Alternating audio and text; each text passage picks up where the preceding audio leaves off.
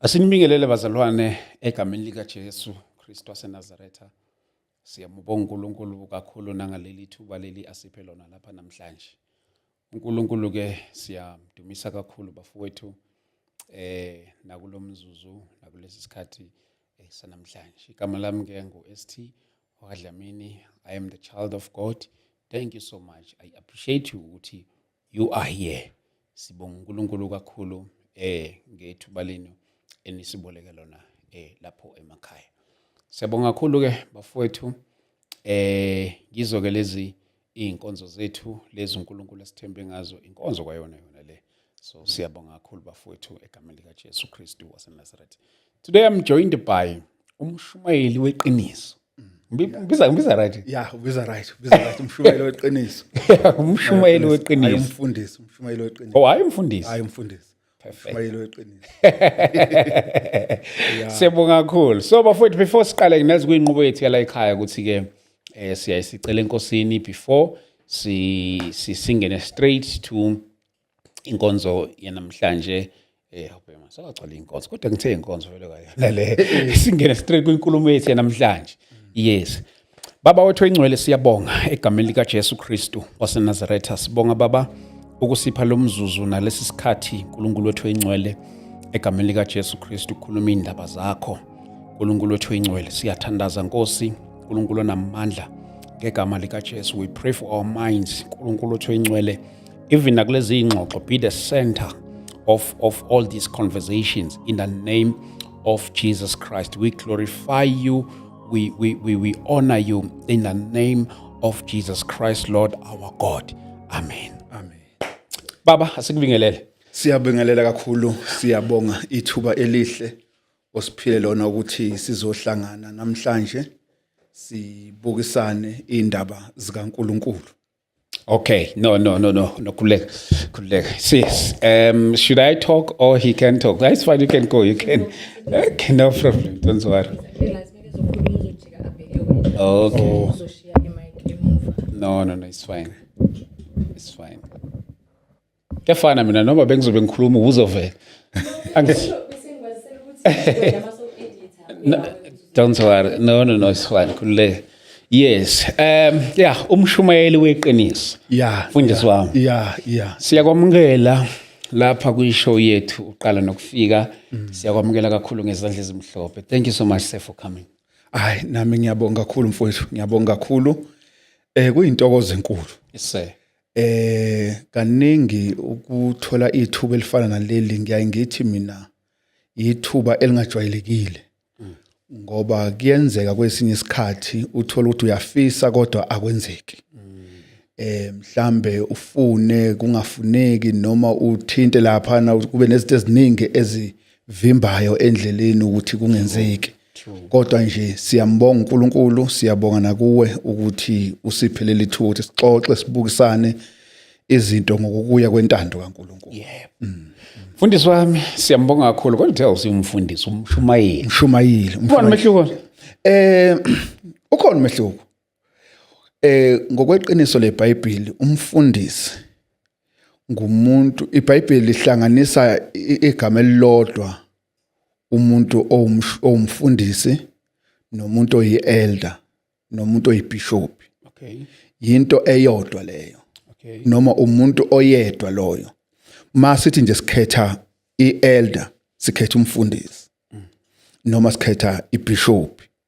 Ngakho ke ibishop noma umfundisi umuntu ngokweBhayibheli elithi iBhayibheli yindoda emfazi munye enabantwana abakhulwayo. And then ke futhi ayibi yodwa kwi-local church, iba babili kuyaphezulu. Okay. Ngakho ke mina nje angaka qualify ukuthi ngafika kuleyo nkundla leyo ukuthi ngibe umfundisi noma i-elder. Because my Bible lithi kumele kube indoda enabantwana abakholwayo. Yeah. Ukukholwa akusikho lokho ukuthi umntwana uyavuka ekseni landela abazali uye enkonzweni. Kodwa ukukholwa ngokwencwadi yabaseRoma 10:17 ithi ngakho ukukholwa kuvela ngokuzwa izwi likaKristu. Kumele kube umntwana ozizwele izwi, wakholwa, wabhabhadizwa, inkosi yamnezela ebandleni. And then ke umuntu onjalo ke okholwayo njengoba mina ke nje abantwana kimi besebancane angakafinyeleli kuleso sigaba leso. Siyabonga kakhulu mfundisi wami mphathi wami uzongixolela mina ngilokhu ngithi mfundisi. Hayi no ulimo olujwayelekile kodwa nje ulimo olujwayelekile. Baningi abantu mangihlangana abendleleni abanye abangaziyo njengasezikoleni la nginoshumayela khona. Mase bengibona abantwana ngaphandle nabazali babo abanye abangaziyo mfundisi kodwa nje ngibe nalo lwazi ukuthi hayi basho nje ngokujwayelekile kodwa mangathi sesiya ngokweBhayibheli angisuyena umfundisi ngingumshumayeli. Indlela vele ubizwa ngayo ubizwa nanokuthi umshumayeli ngibizwa nje ukuthi ngumshumayeli kubazalwane kodwa einkundleni lezokuxhumana ngingumshumayeli weqiniso kodwa nje ngokwabazalwane umshumayeli kuphela kanjalo. Yini uyibizwa ngomshumayeli weqiniso beba ngaka abashumayeli? Into engenza ukuthi ngithi ngumshumayeli weqiniso yingoba mawubheka incwadi kaJohn 17:17 uJesu lapha uyakhuleka uthi baba bangcwelise ngezwi lakho ngoba izwi lakho liyiqiniso. Ngakho ke mina ngishumayela iqiniso leli engithi liseBhayibhelini. Angilifakeli lokho engikuthandayo futhi angiliphunguli lokho engingakufuni. Ngilishumayela nje linje ngoba linjalo. Ngakho ke ngithi ngumshumayeli weqiniso ngoba ngishumayela izwi linje ngoba linjalo. Lible lo qiniso. Iqiniso umbuzo muhle. Iqiniso uPaul mayekhuluma noTimothy ukhuluma amazwi amahle. Mawubheka incwadi kaFirst Timothy chapter 3 verse number 14. Uthi kepha uma ngilibala khona uyokwazi ukuthi kumele abantwana bakaNkuluNkulu bahambe kanjani endlini kaNkuluNkulu eyibandla eliyinsika nesisekelo seqiniso. And then ke iqiniso engilishumayelayo iqiniso lezibandla. Yabo because awukwazi ukuhlukanisa ibandla neqiniso. Kufana nokuthi awukwazi ukuhlukanisa ibandla noKristu. Akakwazi umuntu ukuthi hayi mina ngifuna uKristu angilifuni ibandla. Yabo lezi zinto lezi zombili ziyahambelana ibhande nebhuluku. And then yabona nje ubufakazi uPaul ma esewuSawuli kuzenzo 9 uma ebheke eDamasiko iBhayibheli libonisa ukuthi wathi esendleleni wabanika ukukhanya okukhulu. And then ke wezwa izwi lithi Saul Saul ungizingelelani na? Uthi ke yena ke ungubani wena Nkosi? Uthi lithi izwi nginguJesu omzingelayo. Kodwa buyela emumva. Azange uSaul athi ufuna izincwadi zokuya eDamasiko ayozingela uJesu. Wathi ngiyozingela abantu baleyo ndlela leyo. Yabo. Okay ke okungukuthi wayozingela ke ibandla lenkosi. Kodwa uJesu ma esevela kuye uvele sethi awuzingeli laba abantu labana. Uzingela mina. Okusho ukuthi ke mawubheka ibandla noJesu abahlukaniseki. Awukwazi ukuthatha uJesu umbeke la. Uthatha ibandla ulibeke la. Mawuthi awufuni uJesu awufuni ibandla. Because ibandla liwumzimba kaKristu. Nokuba ke leyo nkulumo sike sayikhuluma. Nokuba ke leyo nkulumo leyo singavumelani nokuthi i-local church ingazibiza ngokuthi iwumzimba. Okay. Yabo. Ukuthi i-local church ingathi masikhonzela la endlini bese sibeka ibhodi lapha ngaphandle ukuthi somzimba kaKristu la ekhaya noma la endlini ngokubhala ngaphandle noma nje angathi umuntu ukhonzaphi mhlambe ngithi ngikhonza emzimbeni kaKristu. Hayibo phela kanjalo mfundisi. And then ke yes umzimba kaKristu yibandla. Kodwa so inkinga mase sizibiza ngokuthi singumzimba. Silocal sibize ngokuthi sumzimba. Ikuphi la siqualify khona ukuyibiza ngomzimba? Nakho-ke uma sibuka ibandla sibuka uJesu noma uNkulunkulu. uNkulunkulu ibandla ulibuka ngokwendawo ezimbili. Okay. 1 ulibuka ngokwelocal. 2 alibuke ngokusemhlabeni wonke. Ma ubheka incwadi kaFirst Corinthians chapter 1 verse number 2. ithi kulo ibandla likaNkuluNkulu eliseKorinte. Hey madoda. Kusho ukuthi yini leyo? I-local. Yeah, ngoba iKorinte kwakuyigama lendawo. Kusho i-local. And then ke kusho uNkulunkulu ibandla ulibuka ngokwe-local. Number 2, alibuke emhlabeni wonke. Ma elibuka emhlabeni wonke, mawubheka incwadi kaMateyu 16 verse number 18. Ma ethi uJesu ngizokulakha ibandla lami. Eish. Akakhulumi ngokwe-local. Kodwa ukhuluma ngokwasemhlabeni wonke. Universal. Yeah. And then ke ibandla ke lumzimba universal. Yabo. And then ke okungukuthi ngishunyayezwe eDaveyton. Ngakholwa ngabhabhadizwa eDaveyton.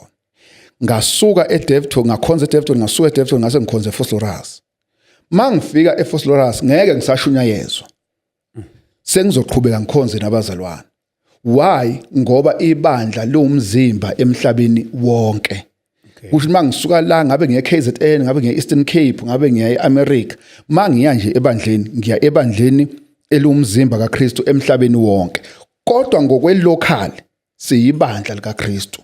Saziwa kanjalo ukuthi siyibandla likaKristu eliseFosloras, eliseDaveyton, eliseWhiteville, elisePitori, eliThembisa kanje local church yaziwa ngokuthi yibandla likaKristu. Mina ngizalwa kwibandla elaziwa ukuthi kwaMzimba. Okay. Ibandla likaKristu. Like noma ke singe sithi ke i-locality liyona yomzimba. Shulu kwakhona lokho ukuthi mhlawumbe kuthiwa sithi hayi le bandla lomzimba kaKristu kwakhona lokho wrong. Kune error phakathi. Yabona mawukulandela ngokweBhayibheli sekuzwakala ngathi igama. Why ngisho kanjalo? Umzimba uwodwa. Yeah. Awukho mbili umzimba. Uwodwa. Alright. Umzimba uwodwa, inhloko yawo iyodwa. Okay ke. Kodwa uma ngabe sizothi eBinoni kunomzimba. Sithi eDaveyton kunomzimba. eFosloras kunomzimba. Awusekho wodwa lo mzimba. Sekuyimzimba. Sekuyimzimba. Kanti ibandla luwumzimba owodwa. Yabo. And then ke uma ngabe ke ibandla luwumzimba owodwa sikusho kanjani lokho? Sikusho ngokuthi uKristu ibandla lakhe liseyindaweni zonke. And then njengoba liseyindaweni zonke kusho ukuthi ke liwumzimba universally emhlabeni jikelele. And then ke bese kuthi ngokwe-local libe yibandla likaKristu elikuleyo local leyo elikuyo. Mawusuthi sithi siwumzimba la nabayi bethi bawumzimba lapha. Nabayi bethi bawumzimba lapha. Akusesi into efundeka ngokweBhayibheli. Because iBhayibheli libonisa ukuthi ibandla liwumzimba ngokaKristu ukuthi uKristu owumzimba. Njengoba ngingade ngichaza ukuthi uma umuntu eshunyayezwe la eCapton Park wahamba waye KZN ngeke afike KZN afika ashunyayezwe because washunyayezwa eCapton Park wakholwa wabhabhadiswa inkosi yamnezela ebandleni layo eliwumzimba wayo. Uyabona mawubheka incwadi yezenzo 2 verse number 47 ithi bemdumisa uNkulunkulu bethandeka kubantu bonke. Inkosi yenezela ebandleni imihla ngemihla abantu abanjani abasindiswayo. Kusho ukuthi ke umuntu osindiswayo inkosi imnezela ebandleni jikelele hayi kwelesigodi. Yes. Yabo kwi-local nje ila usukukhonza khona ngoba kuseduze. Kodwa inkosi yona ikunezela emhlabeni jikelele. Leyo nto leyo ke mfowethu ifike ibomehluko la. Alikho isonto elivuma ukuthi lona semhlabeni jikelele. Because mawuzothi isonto elithize ukhuluma ngalo alikho emhlabeni jikelele. Yeah. Because uzolithola ukuthi mhlambe lila eGauteng kuphela or liseKZN kuphela. eChina likho, eAmerica likho. Kodwa ibandla likaKristu lisemhlabeni jikelele. Yabo. Ngakho ke mangabe ke singabazalwane ke sifika khona sithi ke sonke sibandleni. Akekho umuntu ovuma ukuthi angikho ebandleni. Wonke umuntu uthi ngisebandleni. Yini ke into emenza ukuthi imkhomba ukuthi akekho ebandleni? Because ku wrong ukuthi Dlamini ngikhomba umuntu ngithi lona akekho ebandleni. lona usebandleni kodwa ekholwa noma azi ukuthi yena uyakholwa. Into okumele imveze ukuthi akekho ebandleni yizwi. Yabo. Yizwi okumele limveze ukuthi akekho ebandleni. And then yabona njengoba kade usasho ukuthi kukhona abathi bawumzimba. Abanye uzothola ukuthi bathi bawumzimba bavuma futhi ukuthi bathi bayibandla. Kodwa uthola ukuthi ukukhonza kwabo kuyaphawuleka ngokwezwi. Mhlambe bashaya izandla mabekhonza, mhlambe bashaya insimbi mabekhonza, mhlambe bathandaza bonke kanye, mhlambe bavumela abesifazane ukuthi baye phambili, mhlambe bavumela nabesifazane ukuthi baqala amaculo, yonke leyo nto leyo. Mana mfundisi. Interesting. Yabona ke. Interesting. Ake siqale kule yokuthandaza sonke kanye. Yeah. Ikhona iera kuleyo ngoba phela ngithi silibandla lika Kristu. Exactly. We are fellowshipping la. Sonke ilona lowo according to Paul lo uza nehubo njalo njalo la sihlangene sizokhona. Likhona nicala masithandaza sonke sibubule enkosini. Yabona ke umthandazo awusisi isiyalo. Yeah. Kodwa uyinkulumo ehlelekile eya kuNkulunkulu. Masibuya ngokweBhayibheli. uPauli mayekhuluma noTimothy mawufunda incwadi ka1 Timothy chapter 2 verse number 8. Uthi uPauli ngithanda ukuba amadoda akhuleke ezindaweni zonke ephakamisa izandla ezingcwele engenalo laka nakuphikisana. Bambake leli gama elithi ezindaweni zonke. Kusho ukuthi yonke indawo la kuzobe kuhlangenwe khona kukhona amadoda. Yeah. Uthi ngithanda ukuthi amadoda akhuleke. Yeah. And then ke umkhuleko ke unesiqalo. Okay. Unephakathi nendawo, unesiphetho. Uma indoda ikhuleka kumele ukuthi izwakale isiqalo. Izwakale iphakathi nendawo, izwakale iphetha. Mayisithi amen, sonke sizothi amen. Why sithi amen? Ngoba sizwile iqala, sayizwe phakathi nendawo, sayizwe iphetha, okungukuthi sivumelana nalento ebikade yisho emkhulekweni. Yabo. And then ke uma ngabe ke iBhayibheli lithi ke thanda ukuthi amadoda akhuleke endaweni zonke. Leyo nto leyo iPaul izinto eziwu2. Ukuthi 1 makuhlangene abesilisa nabesifazane indoda ezokhuleka. Yabo. And then 2 leyo nto iPaul ukuthi owesifazana akasiyo indoda. Njengoba engasiyo indoda kusho ukuthi makuthiwa indoda kumele ukuthi sivumelane ukuthi akuthiwa owesifazane.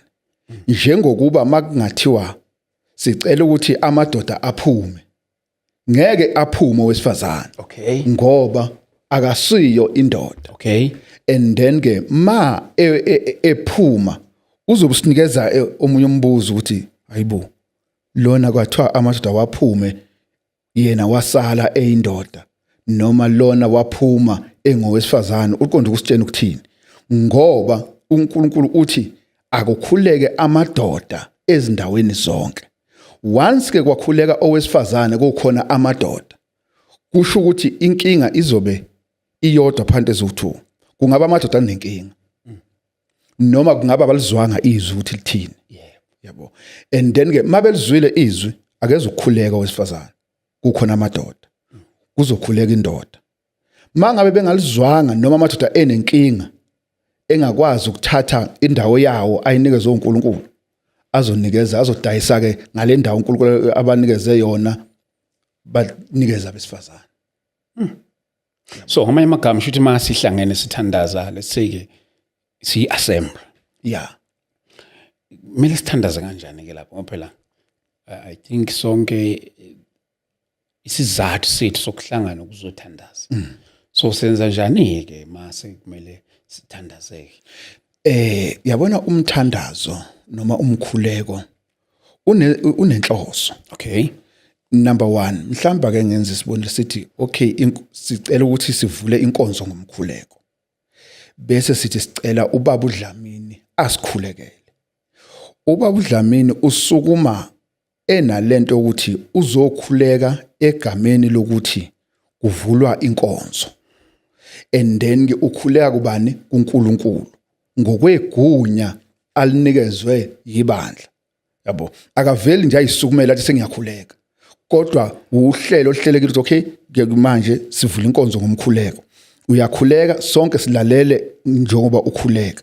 Mawufika ekugcineni uthi amen, sonke sithi amen ngoba sivumelana nalento obukade uyisho. Mangabe singavumelani nayo kuzobonakala ukuthi singasho ukuthi amen. Mawukuthi asivumelani nayo. Kodwa ke ngeke kube ukuthi mawusebandleni ungakhuleka into esingavumelani nayo. Kunjalo. Kunjalo. Manje ke leseke okay, ngizama ukuthola indlela engabuza ngalombuzo wami. Yeah. Njoba sila sonke sikwi-assembly. Inhloso yethu yokuhlangana ukuzothandaza. Ngiyakubona ukuthi ngiyothandaza ngenxa ukuthi ngikwi-program. Njoba sila sisemthandazweni sonke. Okay. So senza njani ke uma kufinyelela khona ukuthi hayike bazalwane singathandazana sonke. Leyo nto ingaphandle kombhalo leyo. Okay. Leyo ingaphandle kombhalo. Because masifunda umbhalo even naseTestamenteni eDala naseTestamenteni eLisha asisiboni isiphithiphithi somkhuleko ukukhuleka wonke umuntu kanye kanye. Kodwa into esiyibonayo sibona ukuthi umkhuleko uba into ene-order. Yabona nje mawubheka incwadi ka1 Corinthians 14 verse number 15 uthi uPauli kunjani pho ngizokuhuba ngomoya ngihube nangengqondo futhi, ngizokukhuleka ngomoya ngikhuleke nangengqondo futhi. Kusho ukuthi yonke into ezokwenzeka akumele umqondo ulahleke. Yabona masikhuleka sonke kanye kanye, sonke kanye ngeke ngibuke la ma TV nakhona la enkundleni zokuxhumana uthola ukuthi njengoba izinto zakho uyibekile kanje kungathi makuthiwa kuyakhulekwa ezinye igcina seziwa engenxa ukuthi umuntu ekugcineni uzothi bengikade ngekuphi, bengikade ngikumoya. Yabo, ngenkathi ngikhuleka bengingaboni. Akusiyona into efundiswa yizwi leyo. Umkhuleko inkulumo oyisa kuNkulunkulu. Buka uJesu mayikhuleka iyezwakala into ayishoyo ukuthi uthini kuJohn 17. And then ke no Paul kwabase Efesu 3 verse 14 moyifunda wehla nayo uyakhuleka. Yabo ukuthi ngiguqa ngamadolo ami kuyisa. And then ke umkhuleko inkulumo eya kuNkulunkulu okumele ukuthi ibe neorder, ingabi nabo uphithiphithi nobuyaluyalu njengoba u1 Corinthians 14:33 uthi ibandla akusilo elesiyaluyalo kodwa ngelokuthula. Kumele yonke into yenzeke ngohlelo nangeorder nangemfanelo. Iphuthe engilenzile ekuqaleni ungakubuzi ibandla ubuya kulona kodwa ke akusenani. Okay. Yeah. Akusenani imibuzo yami izohambe ke isiyohamba isivela ngokuthi la nikhonza khona ke izimiso zenu ziba kanjani. Okay. Ngoba ke noma soyosho ngasigcineni ibandla ubuya kulona. Okay. Awusakhela isithombe according to the book of Acts chapter 2. Okay. Wakwenzakalani lapha na? They were not all praying. Okay, no, babe ngakhuleki. Asibheke kanje. Okay. Iqale ku Luka 24. uJesu lapho ukhuluma nabapostoli ukuthi kumele bahlale emzini. And then ize kuzenzo 1. Yabo. Uthi uJesu hambani nihlale emzini nizinamukeliswe amandla avela ezulwini. Yeah. Okay ke kuyaba ke ku Acts 2 sebese Jerusalem la uJesu athi abahlale khona. Ma behlezi lapha na eJerusalem kwakuyini eJerusalem kwakuusuku lwePentecost. Usuku lwePentecost ke kwakuusuku lwezivuno zokuqala emasimini. Ukuthi lona loyo ulethe isivuno sokuqala emasimini. Alright. Ma behlezi lapha na eJerusalem. Ithi ke inkulumo ke kwehla umoya bengazelele wagcwala kuloyo naloyo babezwa bekhuluma ngezilimi noma ngolimi lwakubo abazalwa nalo. Yabona ke kunento kumethi siqapheleke lapha. Le yanto yenzeka kubani? Lento ukuthi kwehle umoya lo owehla abantu bakhuluma ngezilimi obani laba bakhuluma ngezilimi yabona ke abantu abaningi bavele bethi yibo bonke abantu ababekhona lapha eJerusalem Okay. yabo kanti no iqiniso abapostoli okwenzakala kubo lonto leyo Yeah. yabo khumbula phela ku X1 uJesu utshela abapostoli ukuthi abahambe bohlala emzini baze bamukeliswe amandla bona abapostoli yibo ke abapostoli number 2 yibo futhi abapostoli abakhuluma ngezilimi base bethini ke abantu bathi kuverse 13 bathi labantu laba badakiwe bagcwele iwayini elimnandi yabo uyasukuma ke uPetro udefender laba abayishumi nanye 12 ngaye yabo ukuthi laba kabadakiwe yikho lokho kwakhulunywa ngomprofeti uJoel yabo uyaqala ke lapho ke uyashumayela kusho ngamagama aseduze isithombe nje esilapha ku X2 kwakungasikho ukuthi kwakuthandazwa lapha yabo kodwa kwakuhlangene mababehlangene kwase kwenzakala lento le base abapostoli bekhuluma ngezilimi and then ke babezwa laba abantu laba ukuthi bakhuluma ngolimi lwakubo ngoba yabona izilimi akusiyo lento abantu abayikhulumayo ukuthi oshakhala abashanta in akusiyo lento le hayi leyo mfowethu ukhekha nje abantu Siyaya lapho. Siyaya lapho. Kodwa ngizafuna uqala uyiqede le. ngiqede Yes le. Yeah. le Mhlawumbe before iqede bangaka abantu ababethandaza laphana. laphana njoba ngithi laphana angithi inkulumo mawuzoyilandela yonke inkulumo laphana ithi abapostoli laba abayishumi nanye noma abayishumi nambili mawuzo include no Petro Yeah. abakhuluma ngalezi zilimi lezi and then mabekhuluma ngalezi zilimi lezi zilimi okukhulunywa ngazo laphana kwakuyi language okungukuthi masingenza example njengathi namhlanje sithi laphana kwakukhona umuntu okhuluma isiSuthu kukhona umuntu okhuluma isiXhosa kukhona umuntu okhuluma isiVenda okungukuthi ke abapostoli babekhuluma lezo limi lezo ke zabantu ababekhona lapha ngithi khumbula ukuthi ithi inkulumo kuyo yona lencwadi ithi ihambi ezazibuya eRome naseGibhithe zaze zasho ukuthi siyabezwa labantu bekhuluma ngolimi lwakithi esazalwa nalo kusho ukuthi obani ababekhuluma lolu limi abapostoli kwakungasiwona laba bantu laba bonke laba babekhona lapha kodwa abantu ababekhuluma ngalolu limi lobani abapostoli abapostoli babenzani ngalolu limi abekhuluma ngalo babekhuluma ngendaba kaNkuluNkulu because into ebalekile eyayibalekile kubapostoli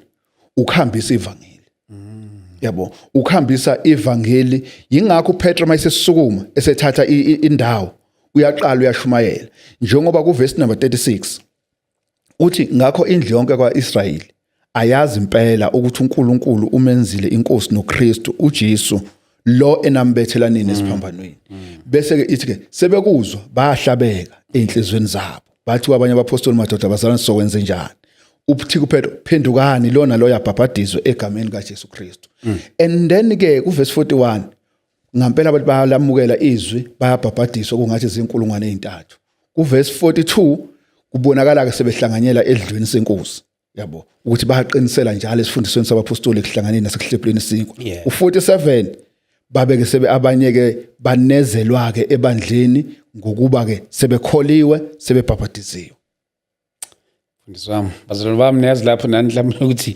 ningaba nembuzo but le sisazo lenzothanda ukuthi uzoyibeka eceleni okay just for today sizoyi-attenda sikakhulukazi le ngisanemibuzo eminingi ya le yokuthandaza sonke ebandleni okay yeah but asiye kule abantu besifazane okay yabasho yini enenza ningakholelwa kwi-ministration yabantu besifazane uthi wesifazana ashumayele okay yabona ke iBhayibheli lingabavumeli yabona ukhona ubaba wami owangipha legama elithi uDumsana okay akusuye ubaba ngokuthi ubaba okay kodwa kwakumkhwena kaAnti kungadlamini and then ke uyeke wangipha legama elithi Dumsana okay akasekho kodwa ke manje and then ke besiyayisithi masixoxa naye ngaleli phuzu leli ma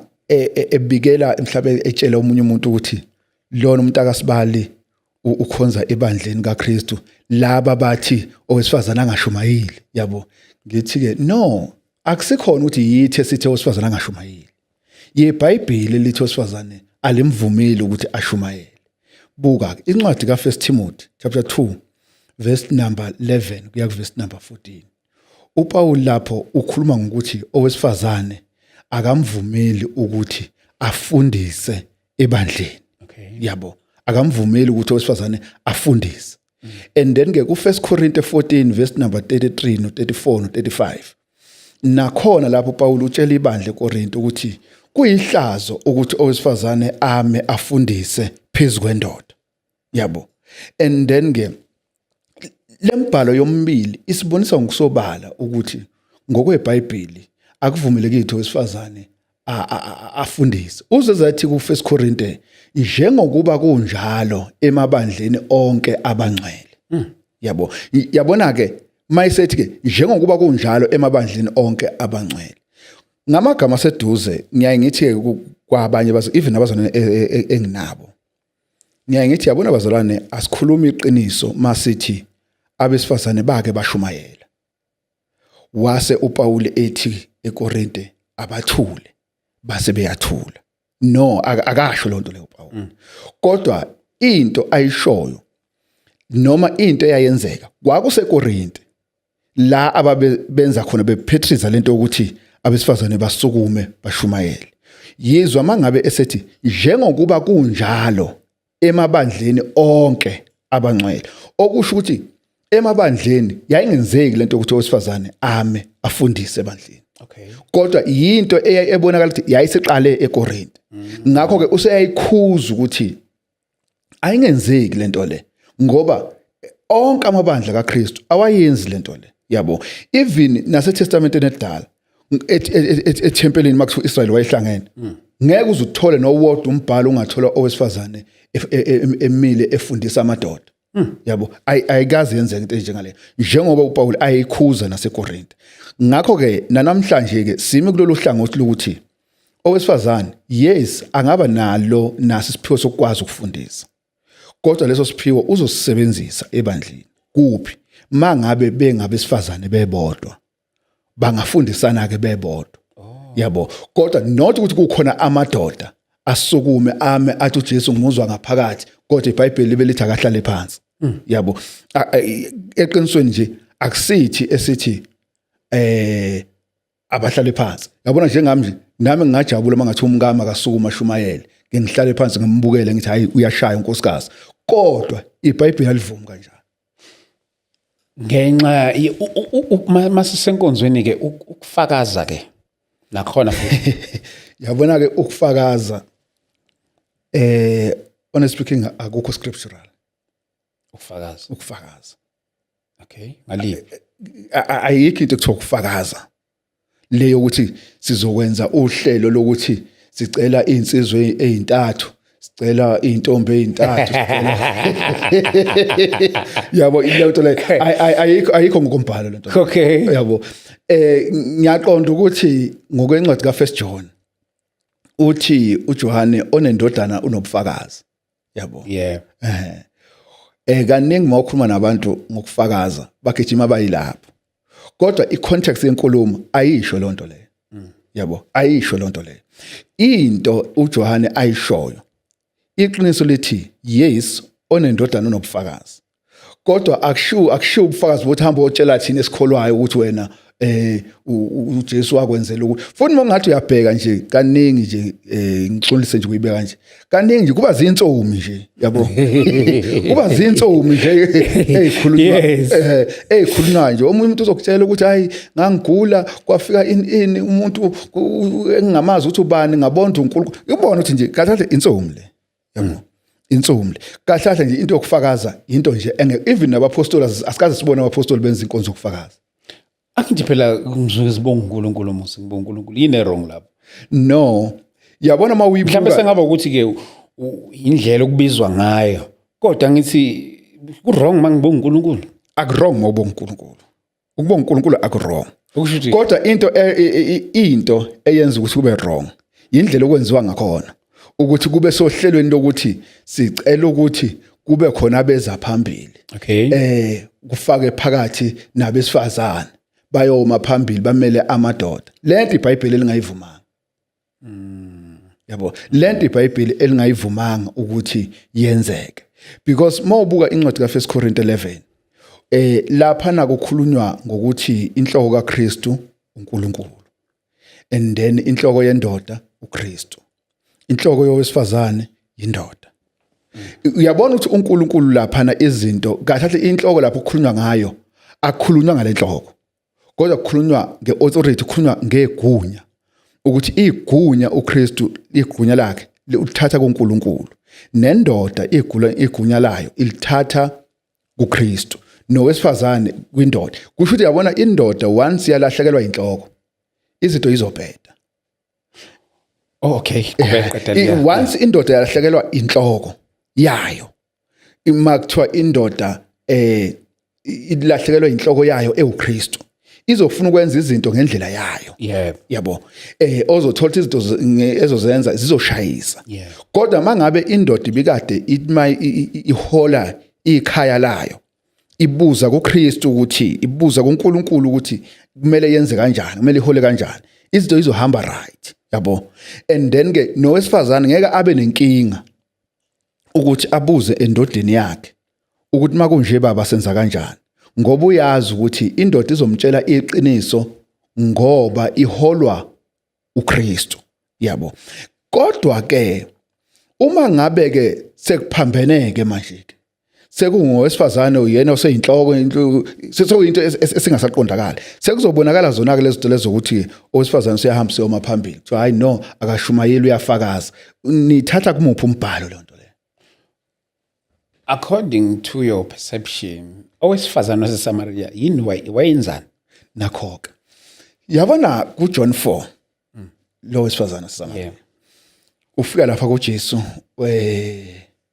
ukhuluma noJesu uJesu ucela kuya amanzi sonke leso story leso kodwa into engifuna ukuphendula ngayo lo yana wesifazane wayengekho ebandleni Okay. babe semfuleni nje Yeah. wahamba watshela abantu baseSamaria ukuthi ozanini nizobona ongitshele konke and then gebeza baseSamaria nabo naba sebefakaza ukuthi hayi asisakholwa ngezwi lakho sesizwele thina ngalo osibizele kuye impendulo nje iyonke kulo wesifazana waseSamaria kwakungekho ebandleni kwakuyinto nje yayenzeka emfuleni le la ayikade eyokha khona amanzi masikhuluma ngento yasebandleni sikhuluma ngenye into yabo yabona ngaphandle yabo yabona ngaphandle ungenza noma ngabe yini ungacula lapha nebaleni ugida ugxumbheke phezulu wenzeni kodwa ngeke ukuthi mase sihlangene sikhonza siyibandla wenze le nto leyo because mase sikhonza asakhonzi yabona uJesu kuyo lencwadi oyithinta kaJohn 4 uthi kulo wesifazane siyeza isikhathi lapho ningaseza ukukhuleka kulentaba Yeah. kodwa nizokukhuleka kuBaba Yeah. uthi ngokuba uNkulunkulu ungumoya bonke abakhuleka kuye bafanele ukuthi bakhuleke ngomoya nangeqiniso yabo and then ke abeza ukukhuleka ngemizwa yabo abeza ukuthi mabekhuleka besebenzisa imizwa because imizwa iyahlukana imizwa yomtsonga nemizwa yomzulu kaningi makuza endabeni mhlawumbe ke ngenze nje example ngokucula noma ngakho ukukhuleka uzoyithola ukuthi ayizu ukwenza izinto ezifanayo Yeah. mhlambe umzulu yena uzofisa ukuthi makuthiwa ulandela imizwa yakhe uzogxuma yephezulu aphakamisa unyawo alishaye phansi because indlela leyo akhule ngakhona nangendlela angakhona kodwa umtsonga yena uzokwenza lokho kusho yini isibhilana yabo kusho ukuthi yabona ke kusho makuthiwa silandela imizwa uzoshaya isibhilane loya lona ashaya ingoma loyana ashaya okuthize loyana enza okuthize kodwa uthini uJesu uthi nizokukhuleka ngomoya nangeqiniso kusho ukuthi sonke sizobuya sizofuna ukuthi silandela lendlela uNkulunkulu afuna ukuthi sihambe ngayo Kuleyo kushaya izandla ke liphi icala lapho? yabona ke izandla njoba uhlezi lapho malandela mangingathi kuwe awungiqalela iculo elithi number 18 uthando lukaBaba. Uzovele nje usho ukuthi uthando lukaBaba lubanzi lujulile. Yabo. And then ke bese ke ngithi malandela ongishayela izandla lapho. Bese ushaya izandla. Kusho ukuthi lezi zinto zingaki lezo lezi? Zimbili. Yabo. And then ke lithini iBhayibheli? Lithi iBhayibheli asicule. Alishongo ukuthi asishaye izandla. Yabo, lithe asicule. Alishongo ukuthi asishaye izandla, alishongo ukuthi asishaye insimbi. Lithe asicule. And then ke mase ushaya izandla, so ushaya insimbi. Sewuthayisela lokho kuthiwa kenze. Because uma umuntu engangena la noma engabuzwa ephuma la endlini, ebuzwa umuntu ngaphandle ukuthi kwenziwani lapha? Mangathiwa nje uyachaza nje kahle. Uzothi bayacula bashaya nezinsimbi. Yabo. Lithini iBhayibheli? Lithi iBhayibheli abacule kodwa bona benzani? Bashaya insimbi. Yabo. Ngamagama kaseduze ke insimbi nokushaya izandla into eyodwa. Okay. Yabo. Into eyodwa nje mawushaya insimbi ushaya izandla into eyodwa le nto leyo. Yabo. Engafundiswanga iBhayibheli. Ingoba singakwenzi ngoba izwi alikushongo noma singakwenzi ngoba izwi likushayile. Singakwenzi ngoba yabona mangathi siyafunda ikhathi ezu10 eBhayibhelini. iBhayibheli ligcizelela ukucula ngomlomo. Okay. Yabo. Akukho la eTestamenteni elithi iBhayibheli ligcizelela ukucula ngeinsimbi. Yabo. And then ke incwadi yesambulo usahlo number 22 verse number 18. Uma uJohane ephethe incwadi yesambulo uthi ngiyafakaza mina kubo bonke abezwayo amazwi alesi siprofetho ukuthi bagcine lokho kulotshiweyo kuzo. Uthi ke uma ekhona owenezelayo noma ophungulayo uNkulunkulu uyokwenezela kuye izinhlupheko zonke ezilotshiwe kule ncwadi. Uyabona ke ukuthi ke ma izwi lithi Efeso 5 verse 19 lithi asihlabelele ngamaphimbo ethu. Kolose 3 verse 16 asihlabelele ngamaphimbo ethu. Hebrew 13 verse 15 asihube ngamaphimbo ethu. James 5 verse 13 asihube. Yabo. And then ke bese ke umuntu ezofaka insimbi. Usho uthina ntu ubani amahubo 33 elemasimboga ngezigubhu Amahubo 155. It's 150 bani. Yangithi Amahubo bani la? Amahubo 155 verse number 4 lapho ya. Uthi nami ngiyacinga lapha. Kodwa ke ihubo lona. Kodwa ulibheke lapho ukuthi ngisho khona na ukuthi amahubo 155 verse 4 or verse 3 to 4. Oh mina lokungumshoyo amahubo 33 verse 2. Bongani uJehova ngeharp. Udumiseni ngogubhu. Oluzintambo zisho ezishumi.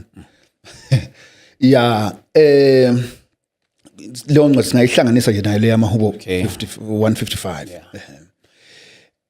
uDavide ma ethi hubani ngogubhu nangamasimbari nangayo imtshingo kanjalo njalo. Yes usho kanjalo uDavide. Kodwa ke into esiyilandelayo mawubheka indaba yeBhayibheli uDavide uphile ngaphansi komthetho noma kwezivumelwano esidala. Okay. Mawubheka nje incwadi yamakhosi okuqala usahluko number 2 verse number 2. uDavide lapho usebuka izinsuku zakhe seyisondele kufini. Uyala indodana yakhe uSolomon. Okay. Ukuthi ayibambelele emthethweni kaMose. Yabo. Okungikusho ukuthi uDavide nabo bonke abakhe babephila ngaphansi kwezivumelano sikaNkulunkulu ayesinikeze ngoMose. Okay. Alright ke thina namhlanje siphila ngaphansi kwezivumelwano sikaKristu. And then ke njoba siphila ngaphansi kwezivumelwano sikaKristu incwadi yabaseGalatia 6 verse number 2 ithi thwalisanani imithwalo yenu nigcwalise kanjalo umthetho kaKristu. And then ke thina sisemthethweni kaKristu asikho emthethweni kaMose. Alright ke asiyibeke eceleni ke leyo umthetho kaMose nomthetho kaKristu. Yabona mawubheka ukushaywa kwegubhu eTestament elidala.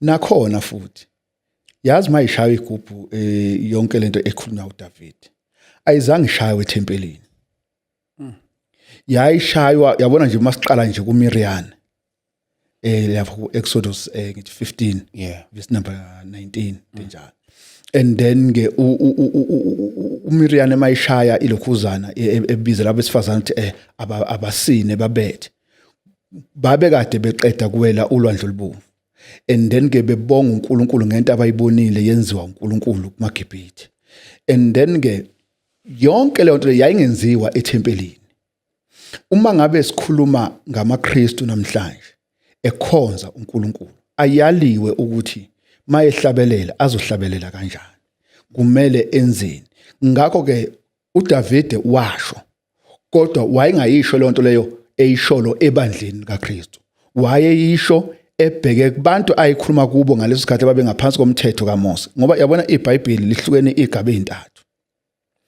kukhona isigaba sokuqala esibizwa ngokuthiwa isigaba sokhokho esisuka nje kuGenesis siyophelela kuExodus 20 and then ke leso sikhathi leso isikhathi sokhokho leso bese kuba khona lesisibili esisuka kuExodus 20 siyophelela esiphambanweni leso isikhathi somthetho kaMose bese mase sisuke esiphambanweni siya phambili ukuba kuyoba ileso sikhathi uKristu ayobuya ngaso leso isikhathi sobuKristu noma isikhathi somthetho kaKristu ngakho ke awuxova xova izinto yeah and then ke la esikhathini sikaKristu akukho la siyalwe khona ukuthi masikhonza uKristu ashaye insimbi okay yeah akukho la siyalwe khona ukuthi masikhonza uKristu ashaye insimbi kunalokho siyalwe ukuthi singathayiseli singaphunguli and then ke mangabe sishaya insimbi sithayisela lokho kushiwo yabona ukuba kuthiwa nje mina ngiyangeze ngithi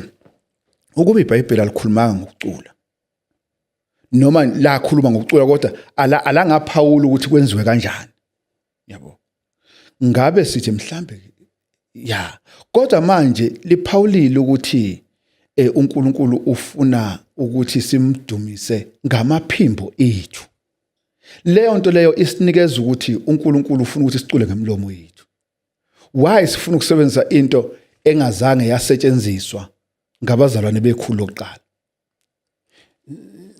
kuyenzeka mhlawumbe manhlithu uthi masithi uhlezi uyayilalela ingoma ya ingoma ngayilalela nje mhlawumbe njengoba nje kakhulukazi kuyigospel lawe gospel ngangithanda ukulalela kakhulu nginokulalela lo bathi Ncandweni so wajika man noma ngingajikile ngiyamlalela yena uNcandweni yabona mangithi nje okay othi ke ngiye kweze gospel lezi amahlelo ngiyaye ngilokuze iNcandweni but Ncandweni ethi ishaya insimbi why uzoyilalela ekubeni nakho yabo angithi ngikulalela nje mangisendlini yabo ngiyilalelela endlini nakhona futhi angulaleli ngokomqondo ukuthi igospel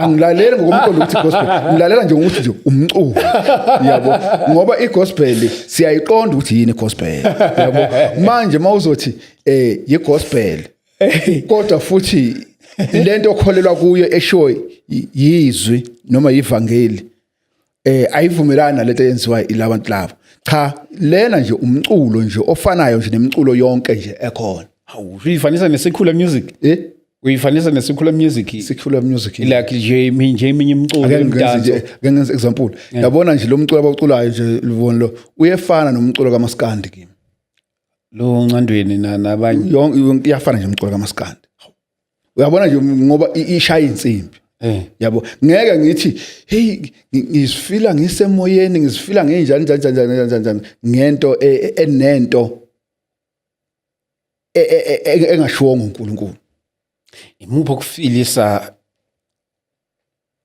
ukuthi yabona khonza lo mculo yabona mina ngifiliswa ukuthi umuntu ahlabelele ngephimbo lakhe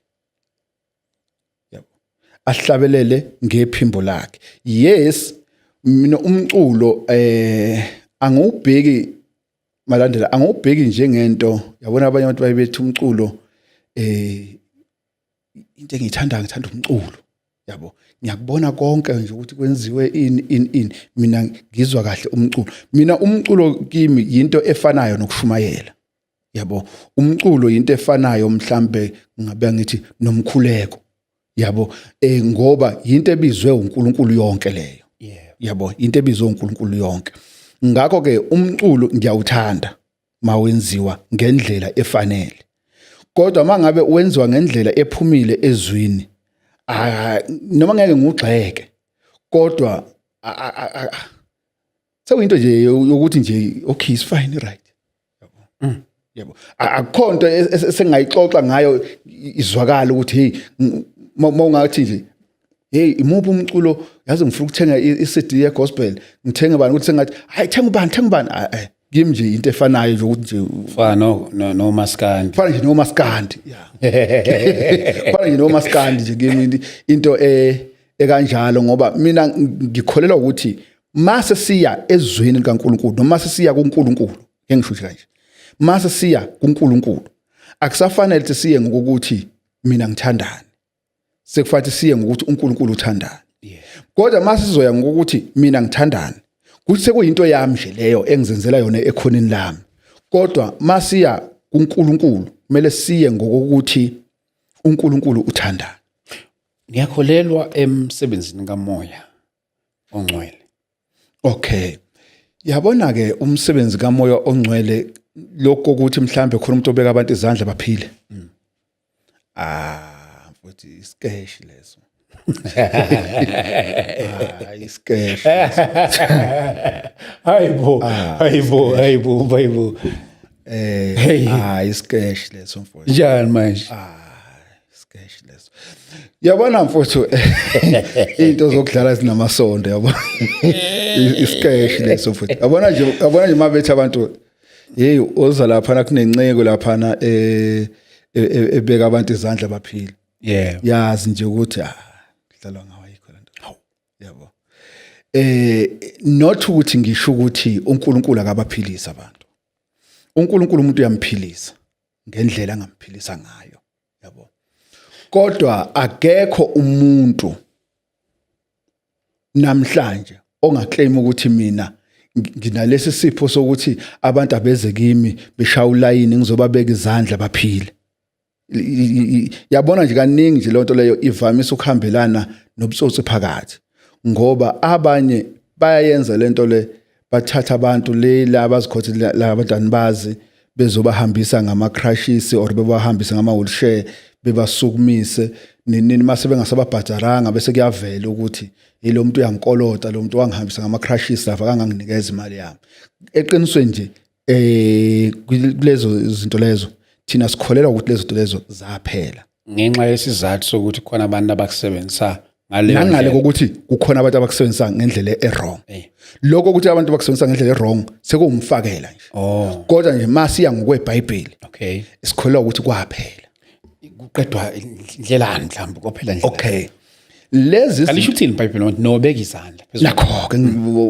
bengisathi ngiyalapha uJesu lapha na encwadini kaMark 16 uthi ke kubapostoli niyokubeka izandla phezulu kwabagulayo baphile noma niphuza okubulalayo akusoze kwaba nangozi and then ke uma ke ubheka le yankulumo leya yabo uma ubheka le yankulumo leyana inezinto enazo ongathi singakayi nje phambili ongathi mawungathi uyayisebenzisa kumuntu namhlanje uzothi umuntu uyangilinga mawuzothatha nje enye into nje lapha uthatha nje iPerima lo muthi wamagundwane uthele nje eglazini uthi noma uthatha inyoko uyibekela uthi ibambe ngesandla noma phuza la uzothi uyangilinga yabo why ngoba uyazi ukuthi lo muthi uzombulala uyazi ukuthi le nyoka izomshaya yabo okay ke asibuye ke size la uJesu mayekhuluma lapha na kuMark 16 uthi ke lezi zinto zizokuba khona ukuba zenzeni ziqinise izwi asibuyeke ngenkathi uJesu ekhuluma lamazwi lalingakabibikho iBhayibheli leli eliphathwa yimi nawe noma umuntu wonke yabo kodwa abapostoli babezokhuluma nje ngomlomo. Yabo. And then mabezokhuluma ngomlomo abantu babengeza ukukholwa ileyo nto leyo. Kwakuzofanele ukuthi kube khona imangaliso nezibonakaliso abazenzayo. Yingakho mawubheka incwadi kaX4 ibonisa ukuthi abantu babemangala mabebona izibonakaliso nezimangaliso ezazenziwa abapostoli. And then ke futhi ke babazi ukuthi laba bantu laba kade benoJesu. Yabo. Why? Ngokuba babenza lezi zinto lezi. Lezi zinto lezi zazi zoqinisa izwi. Kwangasizona izinto ezayizohlala enguna phakade. Kwakuyizinto ezayizoqinisa izwi. Okay ke. Bazenza ke abapostoli. Mabezenza abapostoli lapha na ku Acts 6 sibona abazalwane lapha eJerusalem beza kubapostoli. Bathi kubapostoli, hey abafelokazi bakithi bayancishwa esabelweni sokudla semihla ngemihla. Abathi ke abapostoli no. Khethani amadoda ayisikhumbisa anodumo futhi agcwele nomoya wokukholwa. Bayakhethwa ke lamadoda. Ma ekhethwa lamadoda abapostoli benzani? Bawabeka izandla. Ma bewabeka izandla kuyahamba ke isikhathi sekuyezwakala ukuthi iSamaria lilamukele izwi likaNkulunkulu. Before nje kuzwakale lokho uPhilip makuhlakazeka ibandla uPhilip uyahamba uye eSamaria ufika uyashumayela lapha eSamaria. Mayishumayela eSamaria kuphenduka noSimeon wayekade eyisanusi lapha. Leyo ndaba isiyezwakala eJerusalem ukuthi hayibo abantu bezizwe lapha eSamaria balamukele izwi likaNkulunkulu. Sebeyathumela ke eSamaria bathumela uPetro noJohane behlela khona. Mabefika khona bafika lapha na uPetro noJohane babeka izandla abantu laba abakhulwayo. Laba abakhulwayo benzani? Bamukela ke manje umoya njengoba bebekwe izandla obani abapostoli. uPhilip naye kade ezenza izinto bemangala abantu.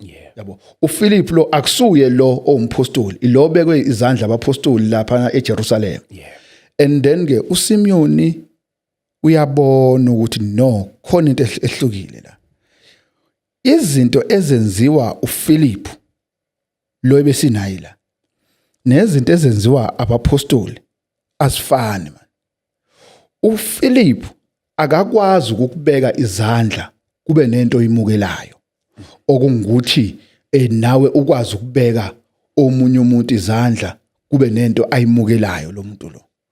Lithi ke iBhayibheli kwabe seya kuPetro wathi bapostoli wathi ngipheni lamandla la kuze ukuthi lo nalo engibeka izandla phezulu kwakhe amukele umoya ongcwele. Uyabona ke manje ukuthi uyabona ukuthi lento engiyifunayo ayikho kuPhilip ikulaba abapostoli. Uthi uPetro ke isiliva lakho negolide lakho malibhubhe kanye nawe.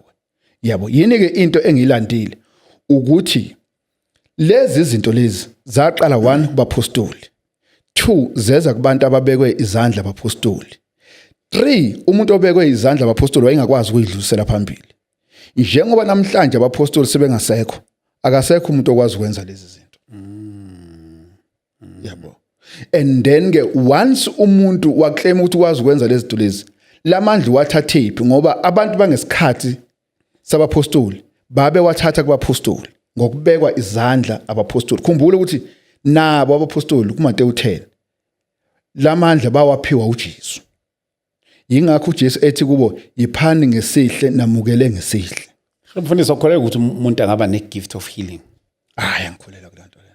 Serious? Ukuthi nje umuntu angaba nento ukuthi nje athi hey mina khoza no angazisho yena ngiyakubona ashoba ashoba cha uthi siyambona ukuthi uNkulunkulu umphile isipho sokuphulukisa. Lo muntu amphulukisile bekumuntu kanjani? Mina mfundisi I've witnessed mhlambe bengakwazi ukuhamba. Okay. Nje kuningi could be anything. Unobufakazi bokuthi ngempela lo muntu bengakwazi ukuhamba? Nobukhulu impela. Okhulu. Mawuthi obukhulu usho kanjani? Ngikhuluma ekutheni ukuthi yena ubengamazi bahlangane ngobe bezomkhulekela. Okay. Yes. Wena lona okhulekelwe ubumazi wena. Mina bengimazi ukuthi akakwazi ukuhamba? Yeah, at all. Kusafathi ngikulethele isihlobo sami ngapha singakwazi ukuhamba. No, phela ngithi lento akusikho ukuthi uyayiplan ukuthi hayi mletheni ilesikhathi siyagijima lezi bengisafuna kodwa sisazoyenza kodwa mina ngibonile izinto eziningi kakhulu uNkulunkulu Yabona ke mawuthi akusiyo into ongayiplanela. Yabo.